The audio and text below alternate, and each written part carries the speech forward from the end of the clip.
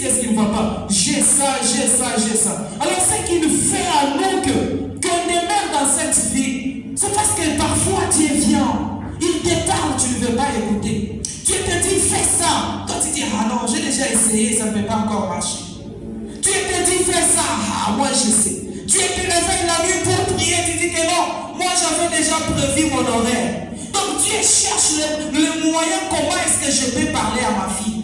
Dieu cherche comment est-ce que je peux parler à mon fils. Alors le diable aussi de l'autre côté, il est en train aussi de chercher comment est-ce que je peux désorienter sa vie. Souvent le diable apparaît comme s'il est très fort que Dieu, mais le diable n'a jamais été fort. Si le diable était fort plus que Dieu, ça devrait être le diable qui devrait précipiter Dieu sur la terre. Puisque ce Dieu qui a précipité le diable sur la terre, c'est par là j'ai compris que Dieu est plus que tout. Alléluia. Il n'y a personne sur la terre qui peut te mettre mal à l'aise. Il n'y a personne sur la terre qui peut faire en sorte que ta vie soit agitée. Non, il n'y a que Dieu. Il n'y a que Dieu qui peut stabiliser la vie des hommes. Si un Dieu a donné à un oiseau l'intelligence de construire sa maison, combien plus forte raison que toi qui es là.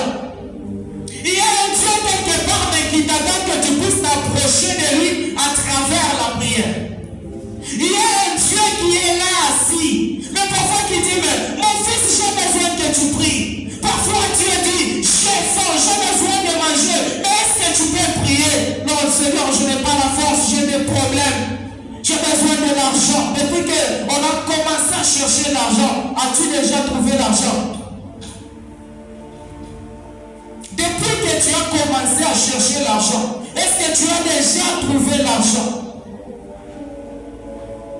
D'abord, la prière, c'est quoi? La prière.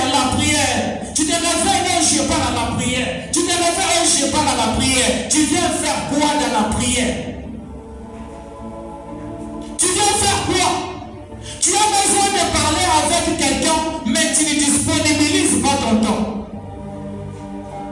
Lorsque tu as besoin de parler avec Dieu, tu dois disponibiliser ton temps. Mais par là, j'ai vite compris qu'il y a certaines personnes qui essayent de donner leur temps à Dieu physiquement, mais spirituellement, ils ne sont pas dans la présence de Dieu.